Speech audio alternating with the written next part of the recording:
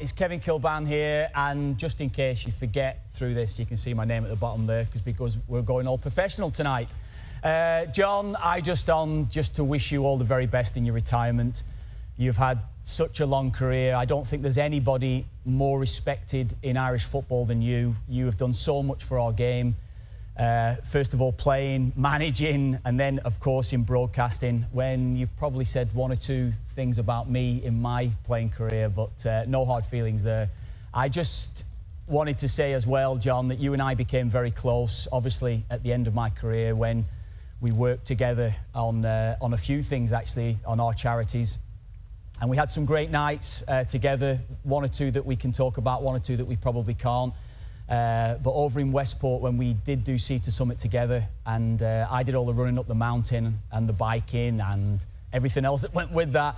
But you were there to support me, John, and I really appreciated that when you did everything to help towards the Down Syndrome Centre in Dublin there, and the help you gave me in raising valuable funds for a lot of the kids there and the families as well that need the help that they got. So it was down to you, and once you realised what we were working towards as well, aside of your own charity and the valuable work that you actually did, you were amazing for us. So I have to say that getting to know you over the years was a pleasure, John.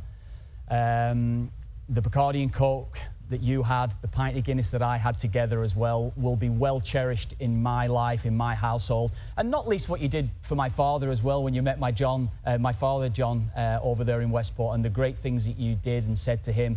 He'll remember meeting you and the time that you gave him and the time that you give everybody when you meet them. So I'm probably going on a bit here now, but I just wanted to wish you all the very best in retirement, because there's no person that deserves it more than you. I'm sure we'll see you again at some stage, chatting about the game and all the great things that you had to say about everybody. So, John, all the very best. Good luck for the future, and enjoy retirement and enjoy one more Bacardi and Coke. All the very best. Take care.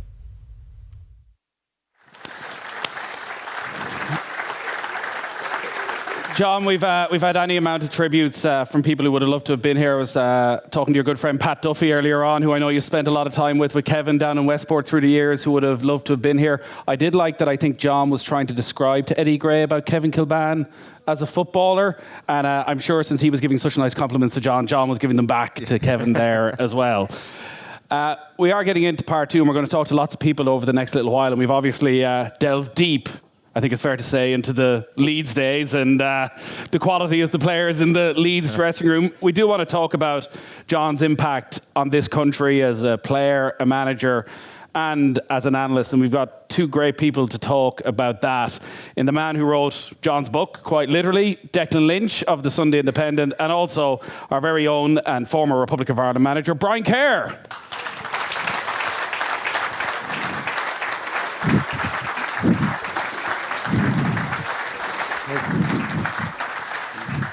You grab the seat there, Declan. Bobby Moore, Jack Charlton? I couldn't go there. But, you know, I've probably known John in many different guises over my own years. And what he wouldn't know is that when we were kids, when I was playing the field, wasn't Ormond Square, I played in the field in Drimna at the back of the hospital. And we would want to be imitating our heroes. And some of my heroes might have been, Jimmy Greaves would have been a hero of mine because he scored goals for Spurs. They were first team I saw in the cup final. That.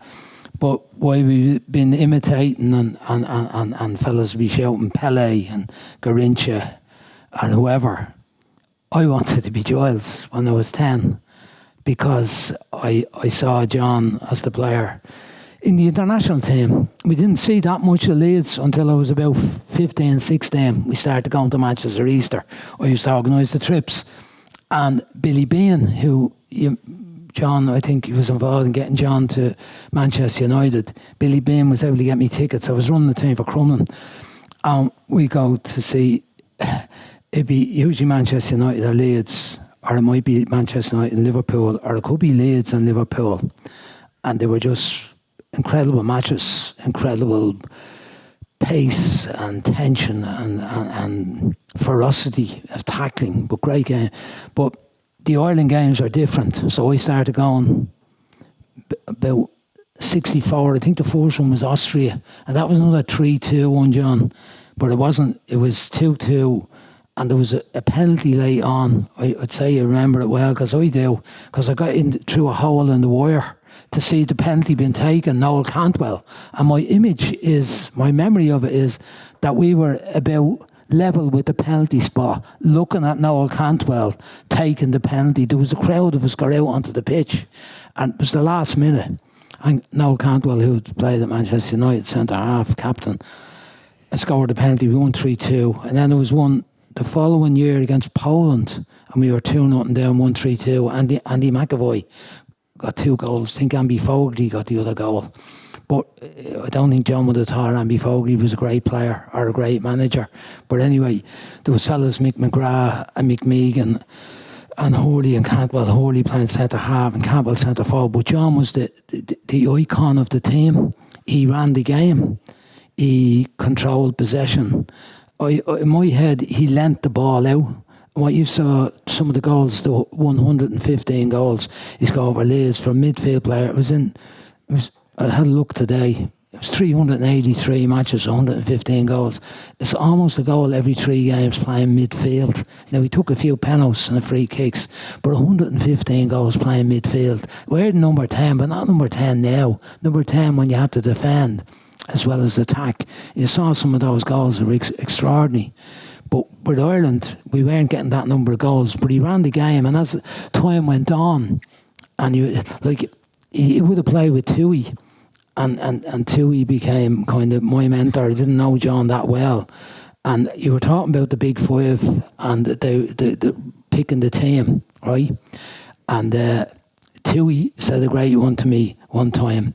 He said, the big 5, they were great. They knew the game very well. He said, I scored in 3 fucking internationals in a row and they left me out of the next match. Right? So I had a look today to see was Liam telling the truth. And he was. He scored against Scotland, they won 1-0, Iceland 4-1, and Austria. And they left him out the next match, didn't pick him. So you're right, John, they hadn't a fucking clue, right? but that was my learning of the game. I was going to internationals and watching what was happening and watching. And as the years went on, I saw plenty of John playing with Leeds and he was always a master of the game and talking. And then I was lucky enough, my buddy Noel O'Reilly was working with us in Rovers when you come back to Rovers, and I used to talk to Noel about what he was telling us and what Noel was learning. Noel was helping out coaching at Rovers when Eamon and Paddy Mulligan and Tracy were there, and he used to give me little snippets of it, and I would have been managing Shells. Funny enough, people would think I never was involved with anyone else other than Pats. But I managed Shell's B team. We would have been playing against Rovers and their B team. And the style was the same. And it was always a great challenge. But it was an example of how the game should be played, even when the pitches were brutal. And then I met you one day at a match up in Bluebell, watching the youth game in Bluebell. I think I might have been playing for Bluebell. I didn't quite make it to Milan with Joe or Leeds or Manchester United. The height of my career was Bluebell United in the Leinster Senior League. Now that was after the College of Technology in the Amateur League and Larkview in the AOL. But we were watching the same match, and I got little snippets from you. But the respect you gave me that day, I'll never forget as a young coach, manager. And later on, I had the pleasure of working with him in RTA. Can I tell one last story? Give you a go, Declan. Like you're going. I'm sorry, Eddie. I learned from you. So we're in RTA one night. We used to record the match of the day. We used to do it a bit early, and this particular night there was. It was actually the night, people might remember this, it was the night that Canio caught the ball in the box against Everton. The goalkeeper, Everton's goalkeeper, went out to get to a ball and he blocked it and he hurt himself, went out towards the touchline. And the fella played her into the box. The Canio was playing for West Ham and he could have headed it, but he didn't. He caught it, right? because the goalkeeper was down injured, and he won some award as the most sporting player that ever played the game ever. Now, the truth of it was, there was 3 Everton blokes about to mill him before he headed it. But, so we were doing that match, we were doing the highlights, but later on, there was a match with Norwich, and there was, Eamon said something about Martin O'Neill not being brave enough to take a job at a bigger club, right? And it was a bit disparaging. And we were almost, the programme was nearly done, and it came into our ear, we better hold it there. Bill was on it. We better hold it there, lads. And it was... and we knew we were in trouble, that the programme was going to have to go live. It was getting late. So Eamon had a bit of a fit, as he could now and again. Eamon went, I'm fucking doing live radio 40 hours a week. I know what libel is. There's no libel involved in this fucking... So there was, he went out and he came back and he threw the pen. He went out and he went back, because we were going to have to go live at kind of 9:30. Instead of being finished by 9 o'clock, he was a bit upset. And you said to me, he said, Jesus, not alone will he not talk to us now. He won't talk to me for another year. And when we went to do the programme, he was sitting there, I was sitting in the middle, and John was sitting there. And he sat like this, with his back to us, for the rest of the night. Do you remember that one? But anyway, so but in those, like, that was early enough days for me, getting a gig on the telly, and I was in awe, not of the other fella, I was in awe of him. And, you know, trying to get it right, I was completely in awe of it. And you're wondering, like, was I making stupid points or whatever? But he never once gave me any feeling that anything I said was a little bit stupid. And I'm sure loads of it was. And he was always very subtle in, it wasn't even criticism, it was correction. And it was helpful, and I learned lessons from that, but I learned lots of lessons from watching him play, from watching him manage, from hearing him talking about the game. And he wasn't always right about managers. I mean, he's like me, right? But What was the highlight of that analysis and critique? I never, would you believe? Listen to it, did you? No, the one thing I had that saved me in management, I think, to a degree, was I never listened or watched anything that had anything to do after the match. I'd watch the match and I'd get it without you generally got the matches without commentary, and then I'd never listened to anything, and I never read anything. People say it must have been hard to do. I think you might have said that yourself as well.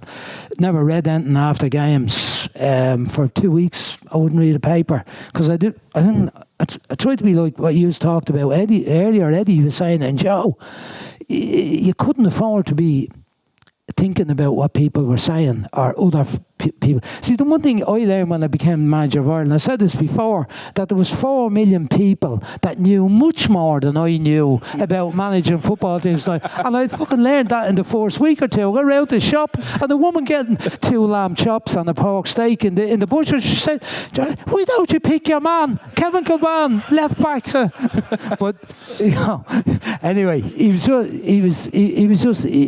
brilliant as a player. The style, the execution, the passing, that follow through with delivery when he kicked it, and the fact he was small and mobile, and I was small and mobile at the time. But I was hoping I was going to be a player, and then I was hoping I was going to be a manager. But he was just an absolute icon for us all in the game.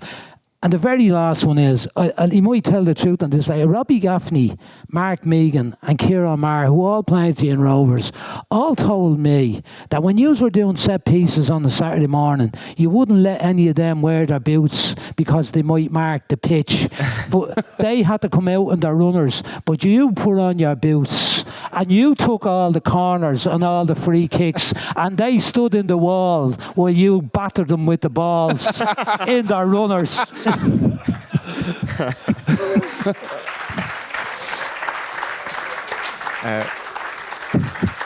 Sorry, Declan. Declan, I've got the... was that in the book, Declan? No.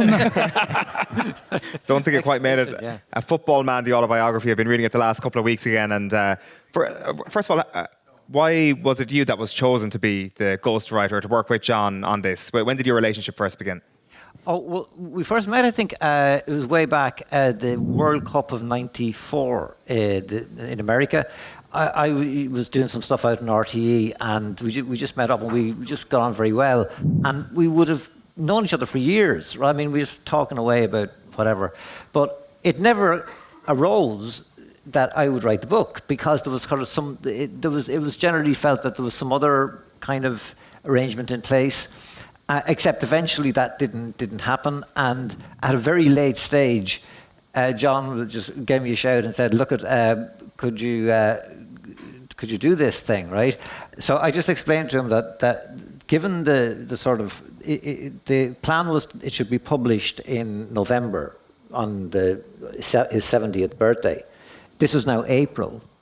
So usually in publishing, we would now be organising the publicity campaign, right? The idea of actually writing the book, right? 100,000 words. But having said that, I was also completely delighted to do it. It was an honour of my life to do it, you know? And in fact, it turned out that the fact that we only had a couple of months to actually do the whole thing worked really in its favour, because you just can't be farting around, really. Do you know what I mean? You have to do it. You have to just cancel everything and do this one thing all the time, you know, every day.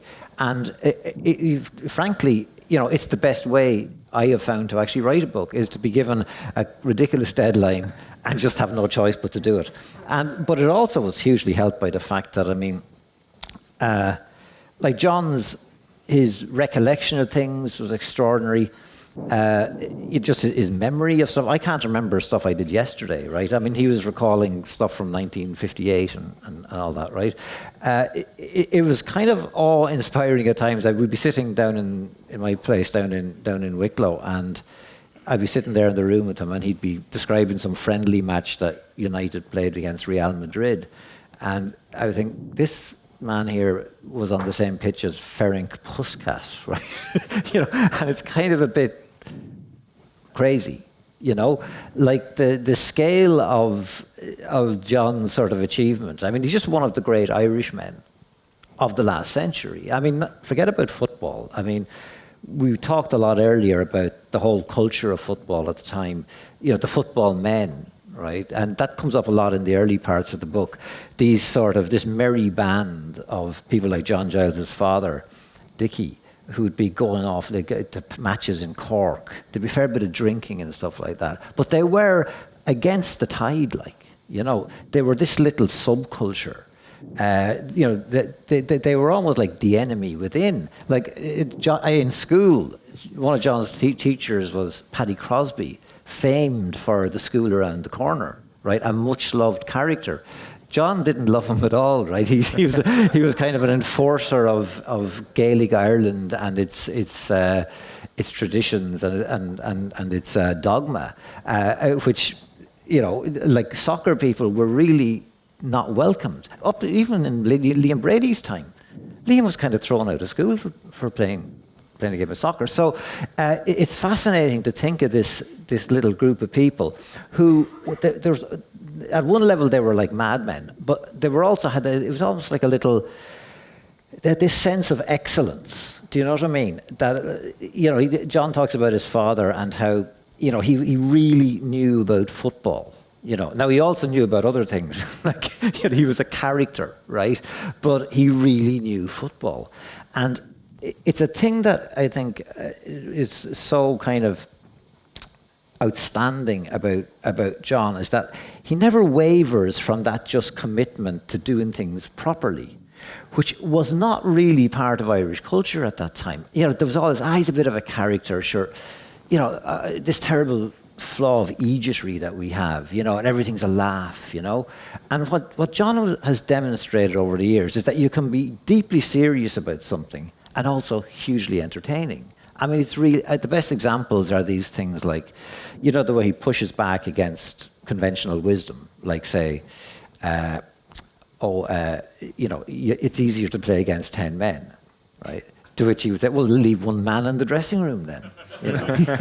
Or, you know, or they say like, keep it tight for the first 15 minutes, which implies don't bother keeping it tight for the last 15 minutes, right? Or 2-0 is a dangerous lead. Tell them not to score the second goal then, right? Now, what he's doing there is like, so many other things apart from football, like politics, journalism in general. It's just riddled with cliches and received wisdom. And people keep saying the same things all the time. You can get through a whole career on about 5 cliches, right? So I can imagine John if he was in politics, someone says a week is a long time in politics. Well, maybe it is, and maybe it's not. It depends what happens in it. He would say that, wouldn't he? Well, maybe he wouldn't, So it cuts across the whole sort of culture. And for someone to actually so determinedly push back against that all the time is really unusual. And even going back to this idea of like good players and great players, that isn't just kind of a fanciful thing. It's not just sort of, fellas having a bit of a laugh. It's really important, right? And what John brought to this analysis of the game, apart from being a player, was it's important if you're looking at, say, the theatre or literature or whatever, people know there's a difference between Shakespeare and George Bernard Shaw. Right? Shakespeare, say, was a great playwright. George Bernard Shaw was a good playwright, in that terms. And so why wouldn't you talk about football in the same way? Right? It's serious, it's important. It's the most important thing in the world, practically, that is in terms of entertainment or in terms of people's lives. Why on earth wouldn't you discriminate or have the same sense of commitment to just assessing things as you would to a bloody play, like, you know what I mean? These are really obvious things now, but they weren't obvious at the time. And when John started out, I mean, it was inconceivable that he would be on telly in England, because I was doing a piece recently, I was saying to get in, even in the door there, you had to be, the Archbishop of Banterbury. Yeah. It's like, banter, and he doesn't do that, right? So it by this amazing accident, this panel ends up on RTE, and Irish television, by this completely freakish event, has this completely otherworldly analysis of football, that even when you have a match at Lansdowne Road, all the other journalists pile down at half-time to gather around the television and see what the lads are saying, So it's just on so many levels, like that thing of not being a character, right, is really important. And a thing that I was reminded of doing the book, which I had forgotten about, John was saying that like he remembers being booed when playing for Ireland, right? Like he wasn't always this much loved elder statesman, because there was this mad perception that he wasn't dedicated to Ireland, he was just interested in Leeds, right? And you've just had this egotery, essentially, right? Pure egotery, right? You have this kind of giant of the game being booed by idiots, right? And it's to actually sort of stand against that and not decide, I'd become a bit of a character instead. He just stayed where he was because he knew he was kind of right, and so doing the book was a key to it as well. Was you had that seriousness and that tunnel vision all through his career. But it also has this quality of a fairy tale almost, this almost magical quality. This 14-year-old going over on the boat with a pound note sewed into the inside pocket by his mother, arriving over at Liverpool, being brought to Manchester by this old scout, being brought to Old Trafford, and on the way being introduced to Duncan Edwards, right? Duncan Edwards is sitting on top of a post box, eating an apple and waiting for the bus, right? Like this image, right? It's a deathless image. It's just a kind of, nobody would put that in a film, right? It's just, it seems too sort of, you're putting too many things into the one picture, yet it was true. And then on the 18, scoring as an 18-year-old in the first international, and on and on. You know, the great point where he stands up to Matt Busby, goes to Leeds, and it just sort of it's just this magical quality to it, and that combined with the sort of the seriousness of the tunnel vision that he brought to it, it's just an amazing story. It's an amazing Irish story, of an icon of our time. I think that deserves a round of applause.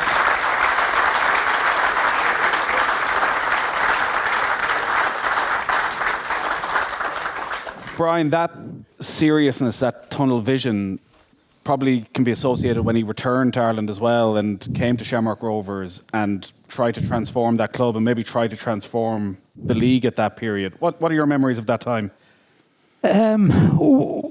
Well, it was a big deal when John came back. Interestingly, when Damien Duff came back to manage Shells, he called me about it, and I said to him, "You'll be the biggest thing that's happened in Irish football since John Giles come back from West Brom to manage Shamrock Rovers."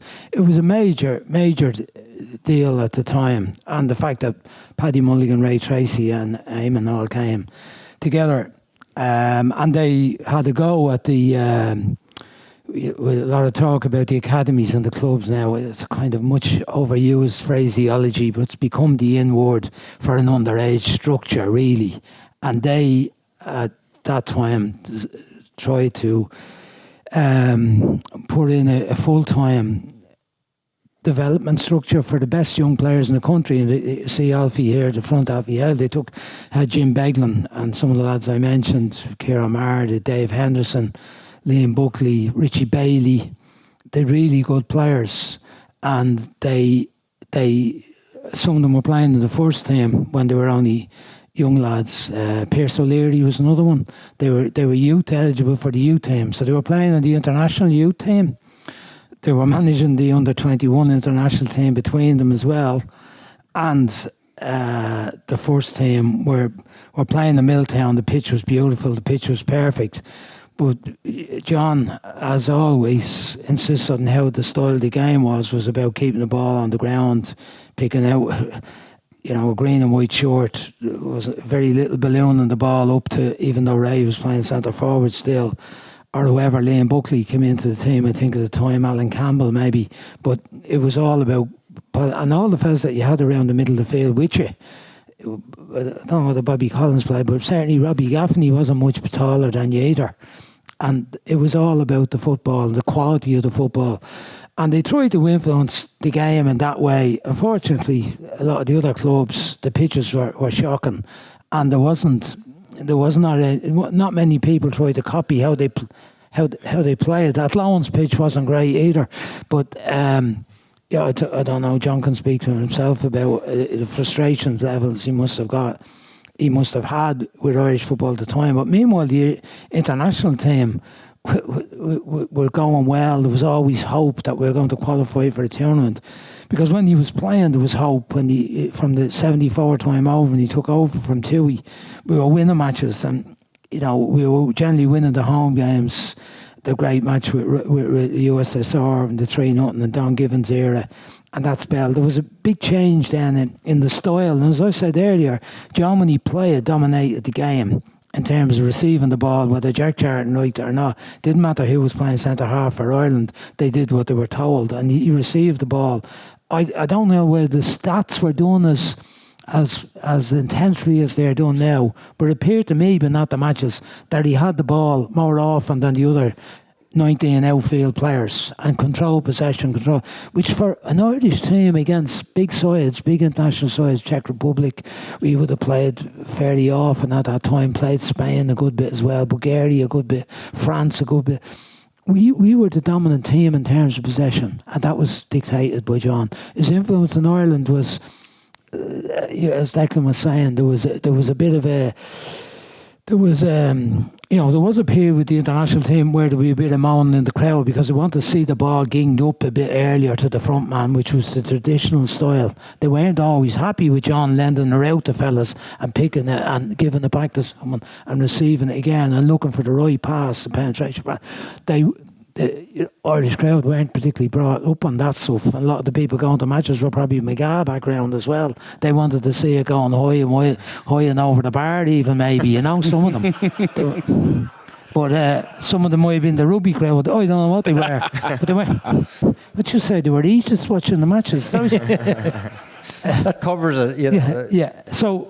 But he can talk about that frustration. Then he went back to West Brom and had a remarkably successful spell at West Brom. And I think his time there again was he was frustrated by directors and the management of the club, the finances and decisions that were made that he didn't have a big influence on. I think that was what frustrated him more. I was thinking about that today and just thinking about how you'd have been when the agents come into the picture, because it wasn't bad enough. Like I was doing it, I was dealing with directors, chairmen, blokes, not at that level.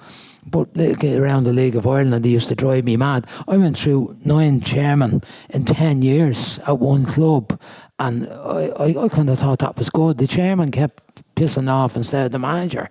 But if I thought you would have been proud of me about that, getting rid of 9 chairmen. And I said, you never told me. But anyway, I think that frustration, I think in the modern game where agents are so influential, it would have done his head in completely, and he was better off going on the telly and the media and the radio and off the ball, and to all our benefit, to educate us on the game through talking about it and having good spells to explain it. But the last point in this, I remember when you used to do the commentaries on Saturday afternoon with George Hamilton, and I used to watch the matches when RTE first got the rights to show live, and he used to predict when the goals would be scored. I'll be watching a match going, so it's 1-0, and if they keep playing like this, they'll get a second goal, and they'll be a goal within another 5 or 10 minutes. I'm going, are people going to the bookie space on this? It is uncanny. Just what Brian is talking about there, that kind of inferiority complex that we've always had. One story I remember John saying about Ireland in the mid-60s sometime. It was quite an important match, I think, Ireland and Spain, and they were playing in Spain. And Ireland scored after about 6 or 7 minutes. And they didn't really celebrate, right? They just kind of, we shouldn't have done that, should we? And the Spanish, a vibe started, and the Spaniards started protesting and claiming some phantom foul had taken place, and the referee went along with it and disallowed the goal. The Ireland, they hadn't literally had the confidence to celebrate a goal against Spain, right? And the goal was disallowed. It's an extraordinary kind of image of we were not meant to be here, and John set he made it, his sort of was determined that would stop. You know what I mean? That we were, we can compete. Quite well. Do you know what I mean? And we don't need to be embarrassed about going and scoring goals against other teams. Speaking from memory, I think that was Eamon Dunphy's first game as well for the Republic of Ireland. Oh, really? The other note that I remember from that. Lads, we're going to keep you on stage, and we're going to get John back up in just a sec. While we're doing that, because I know, Nathan, you're going to head down to the crowd as well, we do want to play one more video from a very special friend of John's who couldn't be here tonight. Have a look. Hiya, John. Sorry I can't be with you tonight at the Sugar Club in Dublin. I'm up in Scotland seeing my daughter and my grandchildren, and got some nice weather, so I'll probably get the golf clubs out as well and have a couple of games while I'm up here. I wanted to wish you a great night with Anne and all your family. I'm sure you're going to be made a fuss of tonight, and rightly so. Nearly 70 years, and I think it's 70 years involved in football in one way or another. He was a great player, great manager. I think he would have gone down as a legendary manager for Ireland had we not encountered some very dodgy referees away from home. But it was great being a player with you.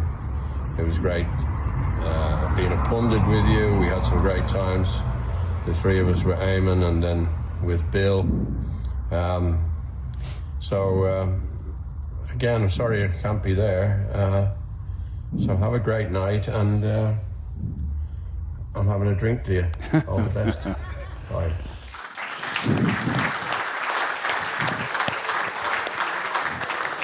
John, we might get you to come back up on stage. Eddie, you're going to have to step out of his way for a minute. We're getting John back up on stage. We're not continuing the row from earlier, so you're staying put. John, you're going to go that way. You come up on stage again there, John. We're going to chat to a few friends from the audience as well. Okay. If you want to wander around the side here, we'll get you up. If you wander around here, Tone.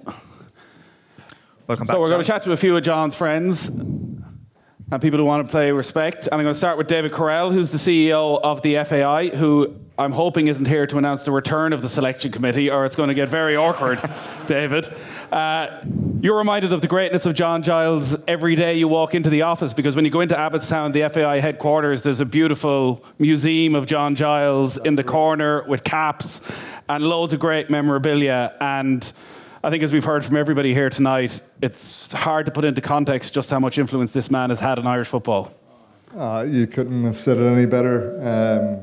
The reality is, John's an absolute legend of the game. You look at the screen down the bottom right-hand corner, and it's not just me saying that. That's John being inducted into our Hall of Fame in 2021, and I genuinely can't think of a more deserving recipient of that honour. Both on the pitch and in the studio, John has effectively defined the standards that Irish football should expect. And I think, as a footballing nation, he has helped push us forward consistently. I was delighted to hear John refer earlier to his gift. I've listened to John talk about it before in the past, and I think what was really powerful is how John has shared that gift with us as a nation, with a sense of humility and generosity. And just on behalf of the association, I just want to say to John, thank you very much. You've been an absolute legend of the game. We wish you the very best in your retirement, and we're eternally grateful for the profound impact you've had. Thank you, John. Thank you very much, David. I'll wander across. John's wife Anne is concerned I'm going to bring the microphone over, but we'll give you a break for the moment. I'm just going to chat to a very long-term family friend, Dr. Alan Byrne, who I know, Alan, you and your family have been associated with John's family for a really long time. Thanks, Nathan. Well, look, an extraordinary privilege to be here with John, all his family. I've known John since I was a young boy in Wexford, showing me how to decide where to get space on a football pitch. Wanted to play for Leeds. That was never going to happen. Realised to do something else. But I think, to reiterate what David said, when you know John Giles, humility is one of those things that you have to feel from this man. And the second thing, I could talk all night, but I'm not going to, obviously, his real common sense. So I started out my football career, medicine career, in 1903 with Shelbourne. Shelbourne were changing managers. It was sort of the thing to do with Shelbourne, change managers. And there was a very old-fashioned manager came in, and football medicine was only starting. And it was sort of like, where do you go? This manager wasn't too keen on medicine or sports science. Anyway, John, I think, funny enough, we were playing with the St. Pat's Brian Kerr managed team against Shells, and we arrived back home to my house. John, I think he had a Bacardi and a fat Coke, John, I think. I might have had something else. Anyway, I was chatting. There was a debate about where to sit on the bench. This was a debate in sports medicine at the time. At the time, I was sitting in the director's box, and I thought, this is not the right place. It was mid-90s. And I said to John, I was just going to ask you, I said, I'm not so sure. Do I sit in the director's box or on the bench? And he just looked at me. He said, where can you do your job best? And I said, on the bench. He said, well, just sit there. And I can only tell you that common sense has been with me for all of the time I've known this man. It's as simple. That's back in 95, 96. I forget, Brian, when Shell's played. But that's, and I could speak about all the things. But the common sense, the humility is the most important thing for me. One last thing, if you don't mind. I've been lucky. John and our haunt is Peter's Pub. I think, Nathan, you might have been there one or two nights, and a few others. And we sit there in the corner where there's a space for 4 people, but there's just you and me and John, or me and John there. And the people who walk by, are you John Giles? Yeah. So what I've felt over these years, when you're sitting there beside this iconic individual, is the warmth, the respect, the love that Irish football people and others from parts of England, etc., have for this man. So look, extraordinary privilege to be here tonight. My wife, extraordinary to be part of even a little bit part of his story. But thank you for being here. Thank you very much, Alan.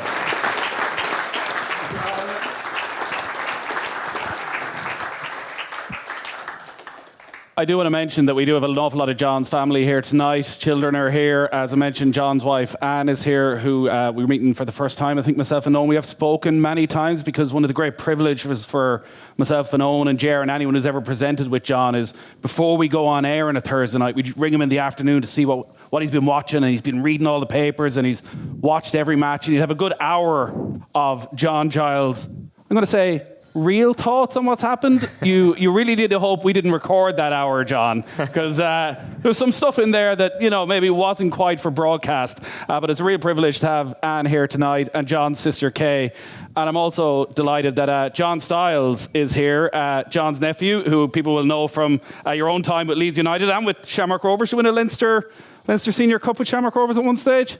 Yeah, that was my greatest achievement. I am lucky enough to have played for Leeds United, and I have one thing over my Uncle John, because I did something he never did, and it can never be taken away from me, because I was the very first Leeds United substitute ever to be substituted.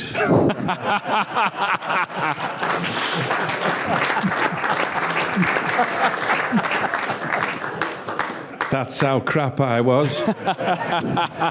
And to be fair, it was Eddie Gray who gave me my first contract.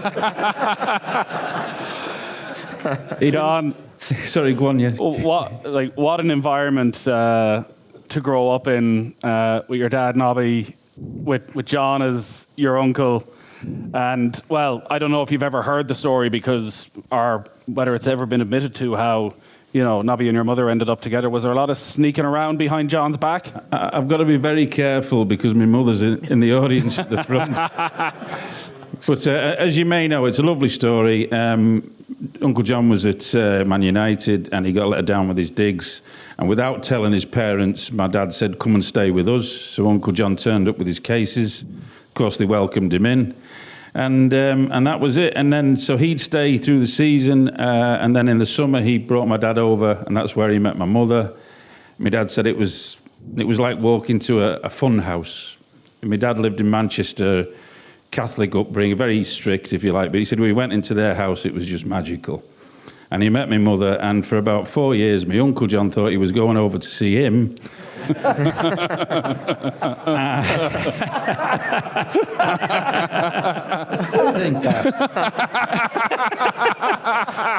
I'm sorry, Uncle John, it's not the case.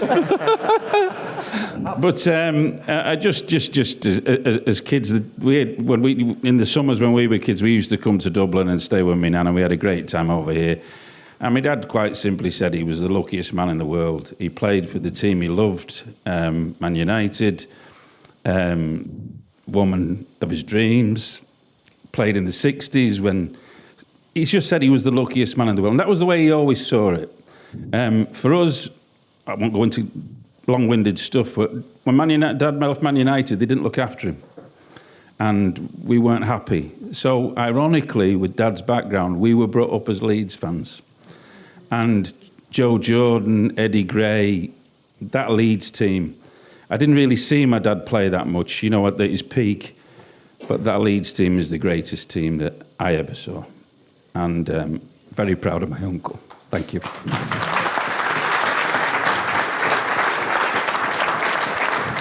Amazing there.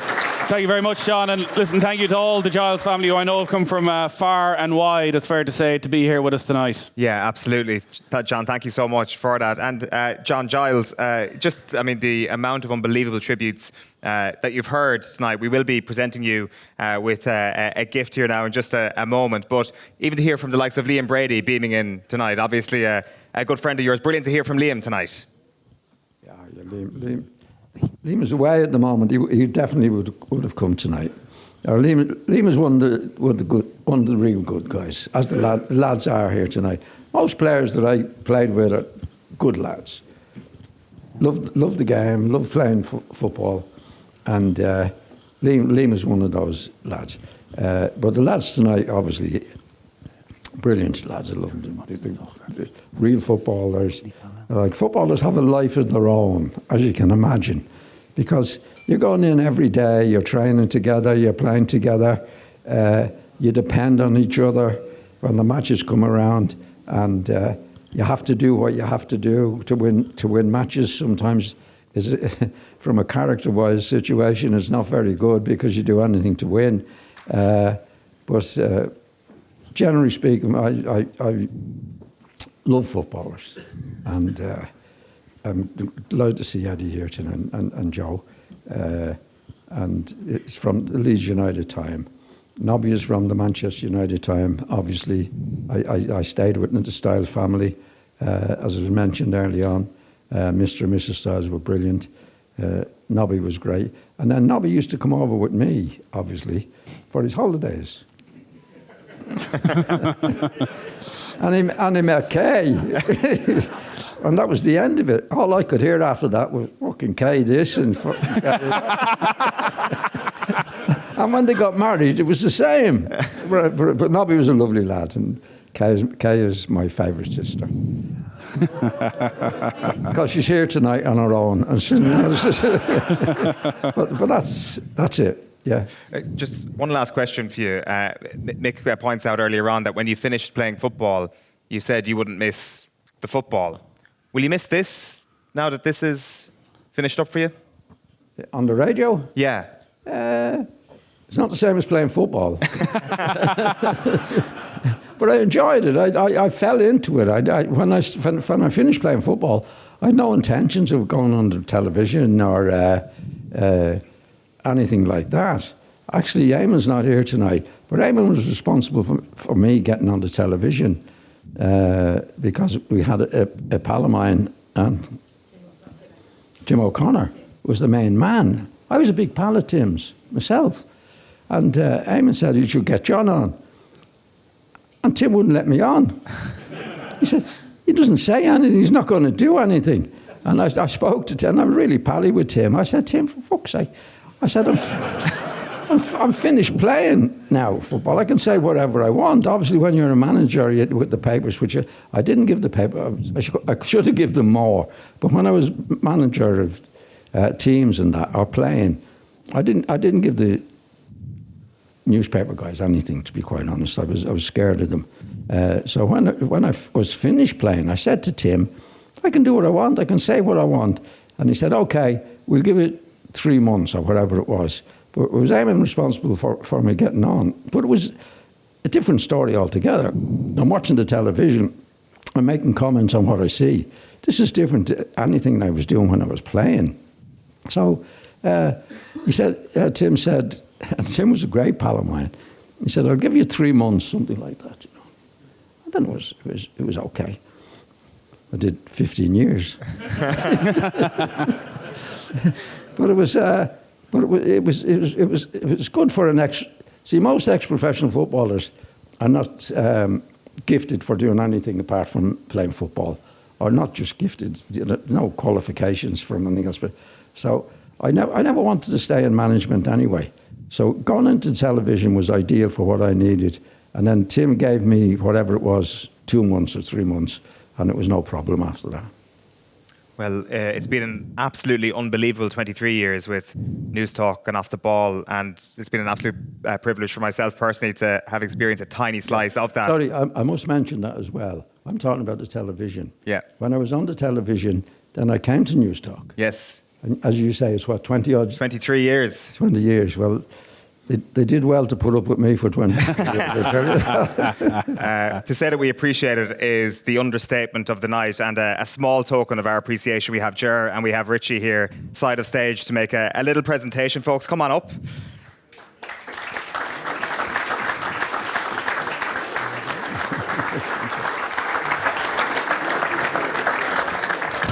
So what we have here is a disc here from Off the Ball that Richie is holding here, a John Giles golden disc.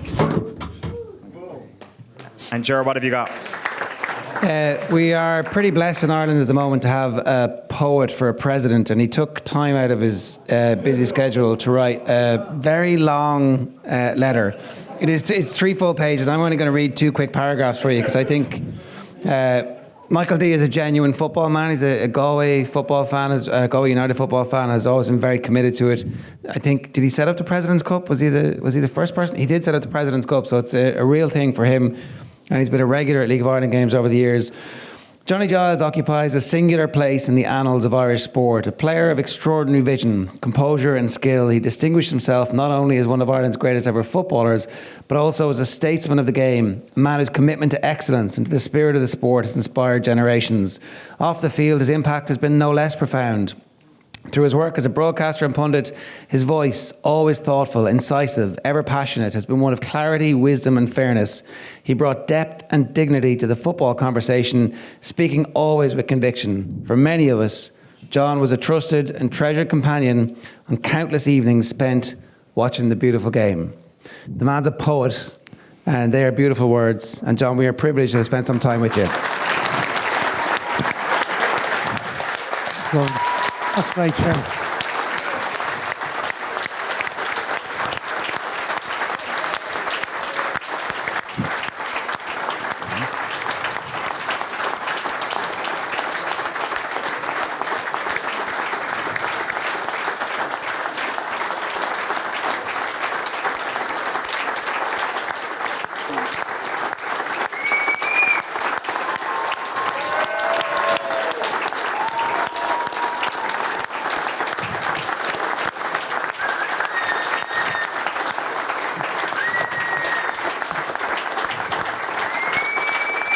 That is us done for this evening. My thanks to everybody behind the scenes who's put so much work into putting the night together and making it a truly memorable occasion. To everybody who came from long distances to be here. To Eddie and to Joe for coming along to support their old mate.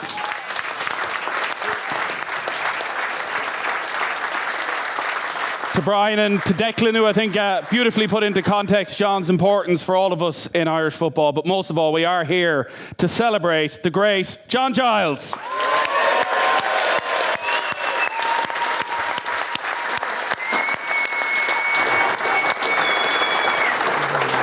Are you going to give us a song, John?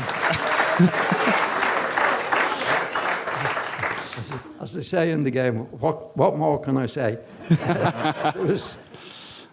As you know, I started out as a young lad to play football, which I did.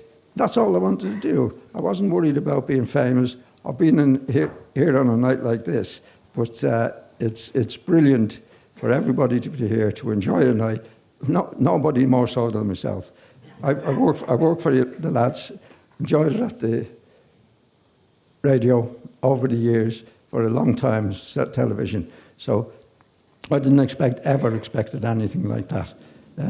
All I wanted to do was play football, and I was lucky enough to play it at a level which I wanted to play at. Going into the radio business, television business, is a different story altogether. I remember going into television with Tim O'Connor. You remember Tim O'Connor? And Tim was a pal of mine. You know, and Eamon was in it at the time, and he said to Tim, "That's a real pal of mine. Tim, you want to get John on?" I said, "Go on, John." He doesn't say anything, which was true. You know, but I said, but I spoke to Tim. You know, I said, "Tim, I'm finished playing. I can say what I want." And he said, "Okay, I'll give you 2 months." And here you are. And that was it. So yeah, well done, John. So that was the television. That was the television. This is the radio. This is everything all together. And they've been absolutely brilliant, all your lads. Very, very good. If I ring you in, they could do the job properly. Very professional in everything we did. It was a pleasure and an honour to be part of the radio until now. Yeah. Thanks. Pleasure was all ours, John. Thanks so much, John.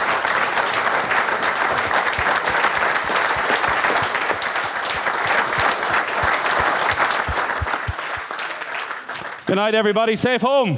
Good night.